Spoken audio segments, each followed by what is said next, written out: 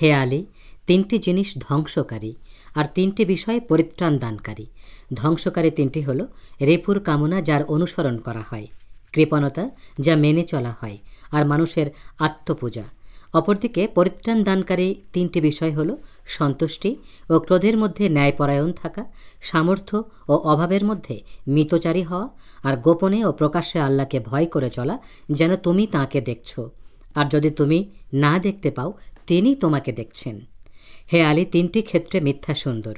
ন্যায়, সত্য ও ধর্মের পথে পরিচালিত যুদ্ধে ধোঁকাবাজি, তোমার স্ত্রীকে সন্তুষ্ট করার জন্যে প্রতিশ্রুতি দান, আর মানুষের মধ্যে মীমাংসার কাজ। হে আলী, তিনটি ক্ষেত্রে সত্য কুৎসিত।